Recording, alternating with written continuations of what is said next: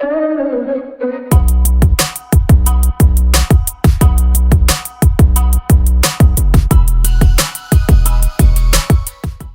you want to start out with sort of stating and spelling your name just for the record? Sure. My name is David Berner, and the last name is spelled with a B, as in boy, E-R-N-E-R, Associate Professor, Communication Department, Radio Program. Perfect. And then can I also get your pronouns? Sure. He, him, on his. Perfect. And then is there any other title? I know also like you're an author and you've done other things in radio. Is there like a professional title that you'd like to be referred to outside of your title? No, not necessarily. I mean, I'm a reporter and anchor at WBBM Radio here in Chicago. Been there for a while now. Done some stuff for the CBS radio network, but just reporter and anchor, radio reporter and anchor is probably fine. Perfect. Yeah. So for students who don't know you in the department, which I imagine would be not many, but if there are like new freshmen or just people like who haven't gotten the chance to talk with you, do you want to give a little bit of an introduction about your work at Columbia and your industry experience? I came to Columbia, and I'm terrible with dates and names. I don't remember exactly, but it's been about 18 years. I had always taught in other institutions as an adjunct off and on my entire career, even before I came to Chicago. So it wasn't unusual for me to teach. But there was a period in my broadcast work life that I really needed a break from it. It was burning me out. And I decided to go back to school, and I got this opportunity to teach in I call it with quotations, a troubled school district. That can mean a whole bunch of things, but it was a school district that was under supported really in the Chicago area. And I taught there for a year, and had my sights on probably teaching college.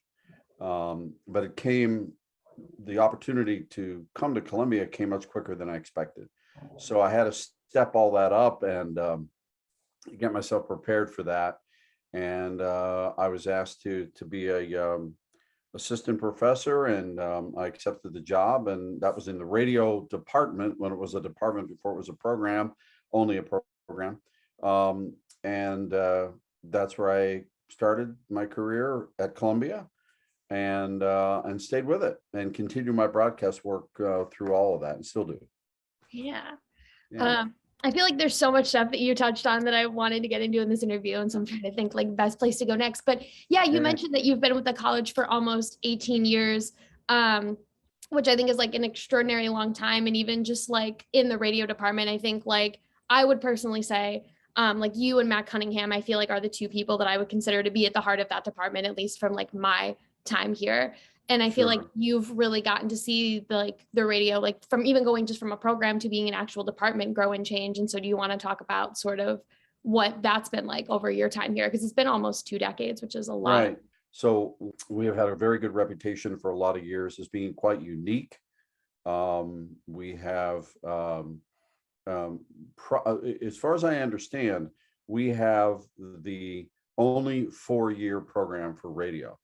Now, there are programs out there that have 2-year programs. There are programs that have minors. There are programs that have concentrations that are about radio. But as far as I understand, we are the only 4-year program. And we take pride in that. We always have taken pride in that. I think we have many of the other programs at Columbia, we have shifted and developed alongside the industry and try to get in front of the industry as much as we even we can, and I think we've done a good job of that. The difficulty, we've had some difficulties in the radio program. The difficulty we have had most recently is that the industry and the availability of media consumption is so vast and so diversified now that the influence of the industry of radio is not as strong as it was 30 years ago. With that comes the fact that a lot of young people don't necessarily listen to the radio. They may listen to audio, and they don't really equate it sometimes to, what we would call sort of old-fashioned terrestrial radio. But the reality is that audio, podcasts for one, it's just a form of radio. It's just a different platform. It's the same set of skills. It's the same development of content. It's the same skill level for the talent. It's the same writing level. It's all those things are exactly the same as what good radio would be. So we've morphed into understanding that in this department over the years, and we've put together some really good programs as far as podcasting is concerned, as far as content element is concerned. Our voiceover program in the radio department, I am extremely proud of it. I had nothing to do with building it, but I like to believe that it's just part of the program and been a part of the program that has done very well. Marcy Mincati, when she was a full-time faculty member here, she teaches adjunct now. I give her almost all of the credit for developing that part of the program, and it has grown and continues to grow. And we have, and I've said this a million times, and I do not think this is hyperbole, we have the best voiceover teachers in the country at Columbia College. I don't think there's any question about it. I don't think that's even a debate.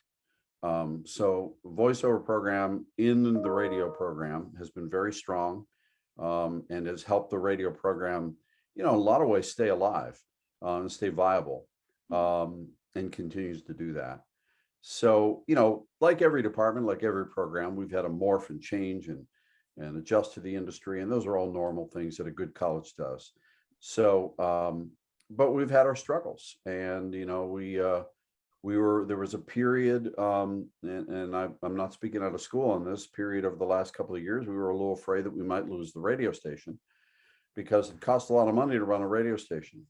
It costs a lot of money to have a tower, and be a real frequency-based federal communications regulated radio station is not a cheap endeavor, and not an endeavor that you want to take lightly. And we were getting mixed signals, I thought, for a lot of years from the college on whether they wanted to continue that or not. Well, we are bringing our tower to our campus now. They certainly have a commitment to the radio station. Radio station is a collaborative effort among a lot of programs in the college, rather than just a tool of the radio program. I think that's important, and hopefully that's going to go forward. So I don't know if I answered your question. That was long-winded, but I think I've given you a kind of a sense of where we've been, where we're going, where we are now, that sort of thing. Yeah. And I think that's one of the things that makes Columbia really special is like its ability to adapt in like these sort of like ever-changing circumstances. And I think like even like faculty as well, like that's one of the reasons why I came to Columbia, is like getting to be in spaces with faculty members that are watching those changes happen in the industry, Right. and then taking that and modeling that. And that's something you kind of touch on. And I feel like you brought this up a little bit. Your first memoir, which is titled Accidental Lessons, a memoir of a rookie teacher and a life renewed. And I really love like the concept behind that, and sort of like how like your teaching and being an educator impacts your like professional career. And I feel like there's a lot of that could easily play into Columbia as well, because like faculty are actively like in the field doing the things that they're then teaching their students. And so do you want to talk about like maybe like that novel and experience you had there, and maybe like if you've seen some of those similar paths impact like the career that you've had at Columbia, and how like your team? I wrote, that book was finished after I'd come to Columbia, but the actual events took place in that book. Accidental Lessons took place before I came to Columbia. Two things about that time. One, I hadn't planned to write a book. It came out of notes that I have kept, and it came out of encouragement really from my sons. I kept telling them about the things that were happening at the school, and they kept saying, "Dad, this sounds like something you need to be writing about." So I give them a lot of credit for that. I hadn't planned to do that, but I do see a lot of similarities about what I've learned as an educator, not only from that experience, but matching some of the experiences I had at Columbia.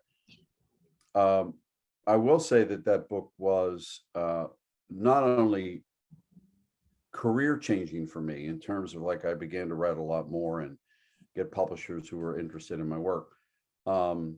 But that year of teaching, which is really what that's about, changed my life. I mean, it made me consider things I hadn't done before, not only professionally, but personally. And just the experience with some of those students was amazing to me. I had teaching experience before because I taught adjunct in college, but this experience with these particular students was quite unique. And there's one story in the book that really touches me, and it still does to this day when I think about it.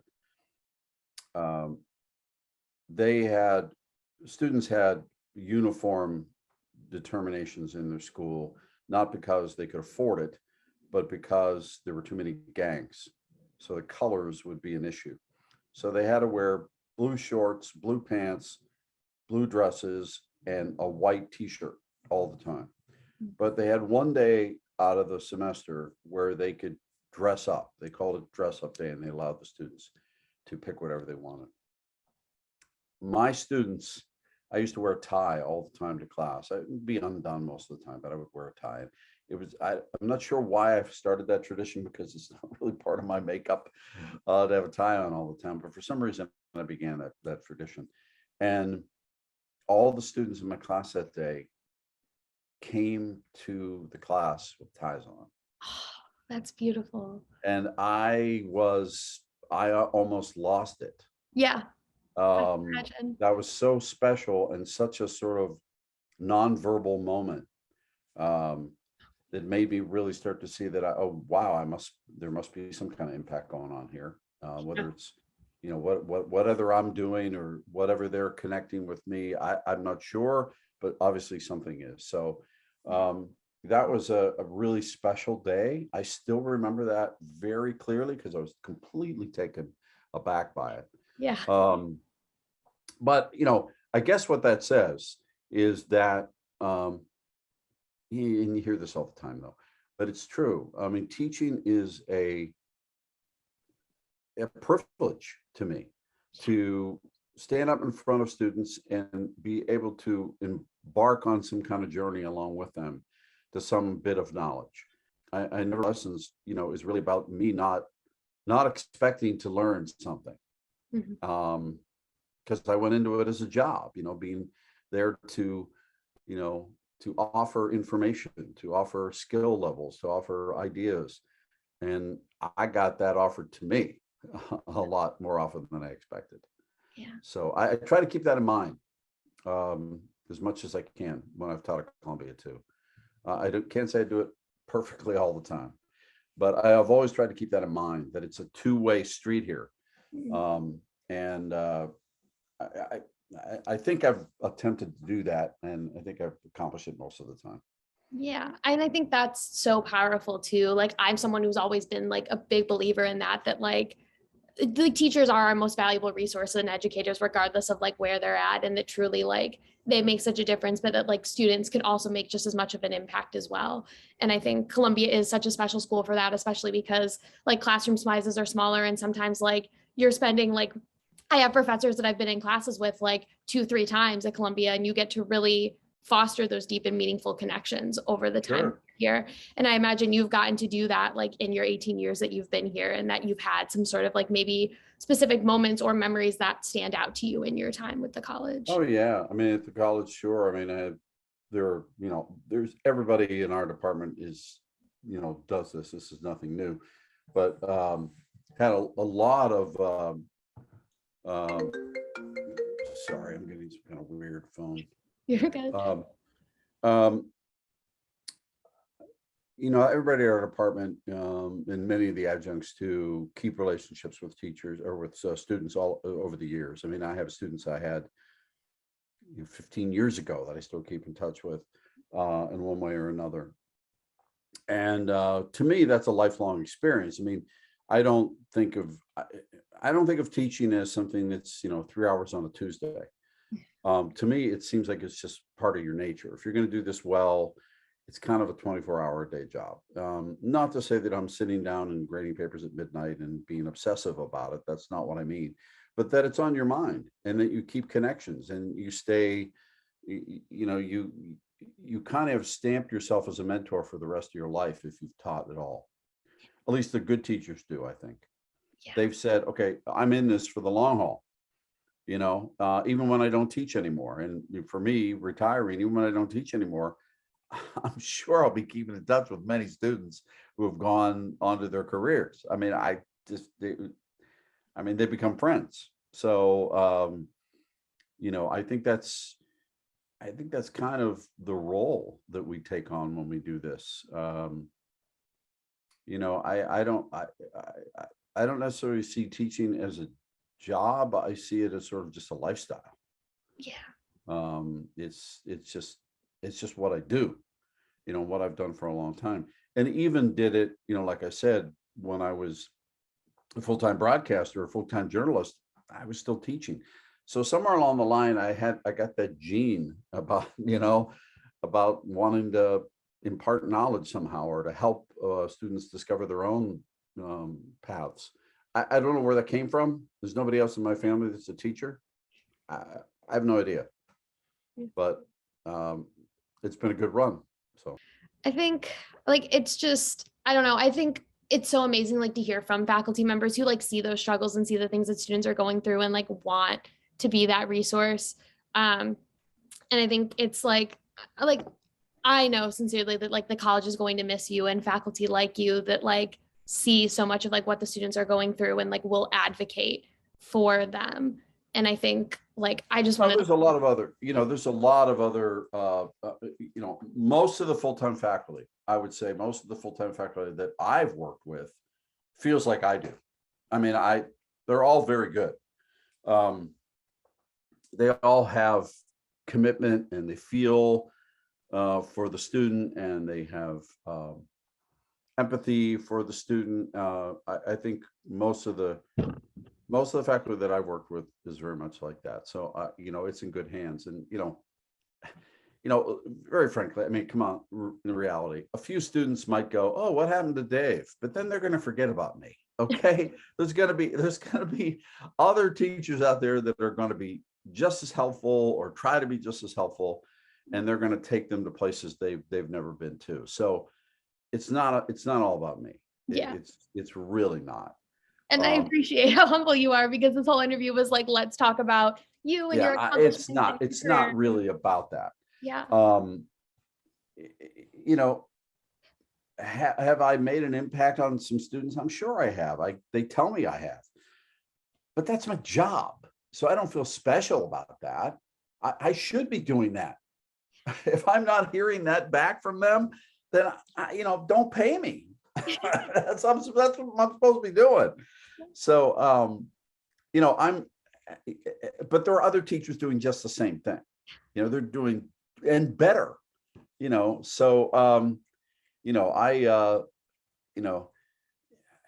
am not big on retirement parties. I'm not big on going out and celebrating somebody's time at the college. That's not me. I'm going to fade away into the distance and let other people take up that space and do just as well or better than me. Yeah. And so I guess lastly, you mentioned sort of this, like, obviously, like you're not retiring, like you're still going to be around, but are there any things that you're looking forward to doing now that you're not going to be teaching at the college? Like you mentioned, you have other projects and things that you'll be working on. Yeah, well, I've got a book coming out in the summer that I'm already beginning marketing for and stuff, and working with the publisher on. So I'm going to be busy on that. I'm going to be doing some writing workshops outside of the college that I'm really happy to do. I hope to do a little bit of traveling. Very frankly, my biggest, the thing I look forward to most is being able to not feel that I have to go do something at a particular time. Like I want to do all these things, but I could say, you know what? I'm not going to do that right now. I'm going to do that tomorrow, or I'm going to do that later, or I'm going to do that at night, or that I feel good about. That I look forward to that part. Yeah. And being able to fill my days with the stuff that I really love. Mm-hmm. Not that I don't love teaching, but the stuff that I really love, that feeds my soul every single day. Teaching has fed my soul a lot. But as I said at the beginning of this interview, I feel like my edges have dulled a little bit. It's not quite the same. And there's probably a lot of reasons for that. Mm-hmm. So it's time. Yeah.